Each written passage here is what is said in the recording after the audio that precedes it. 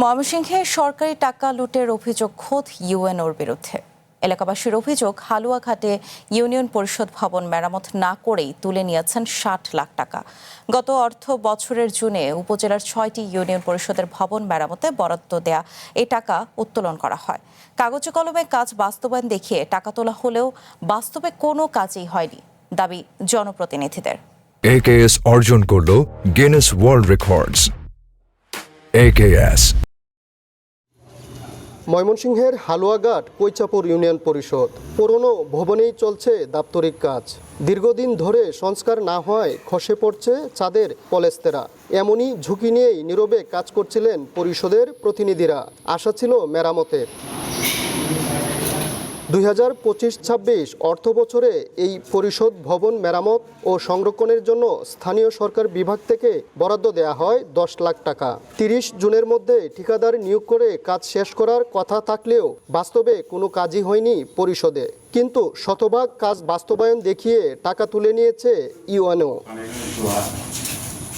শুধু এই ইউনিয়ন নয়, জুন মাসে উপজেলার ধারা, দোরাইল, গাজীরবিটা, জুগলি এবং স্বদেশী 6টি ইউনিয়ন পরিষদের ভবন মেরামত দেখিয়ে 60 লাখ টাকা তুলেছেন এই ফয়সাল আহমেদ। অথচ এই বিষয়ে জানেন না পরিষদের কোনো কর্মকর্তা। আমাদেরকে ইউনিয়ন স্যার বলছে আর কি যে আমাদের 6টা ইউনিয়নে, হালুয়াঘাটের 6টা ইউনিয়নে ওই 10 লক্ষ করে বরাদ্দ আছে। যে কাজ বরাদ্দ সে কাজ হবে এই আশা করি। কি কাজ করা হবে তো আমরা আশায় আছি যে কাজ হবে।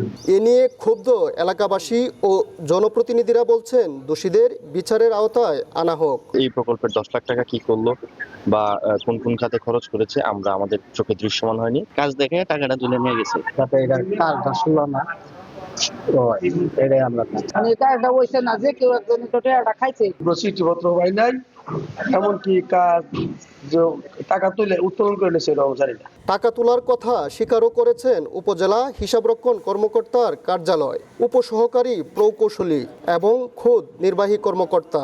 তবে টাকা তোলার পেছনে ঘোড়া যুক্তিও দিয়েছেন ইউএনও। বলছেন কাজ এখনো চলছে। এস্টিমেট ছাড়া তো আর আরেকটু হয়নি। কাজ হয়েছে, কাজ হবে, কাজ চলমান। বর্ষাকালের বাইরে একটা লেয়ারে যেমন রং করি, এই 2 দিন চলে যাবে, তো কাজটা আদৌ হয়েছে কিনা, সঠিকভাবে হয়েছে কিনা এবং গুণগত মান নিশ্চিত থাকার কারণে হয়তোবা প্রাকৃতিক কারণে হয়তোবা 15-10 দিন 8 পিস হয়।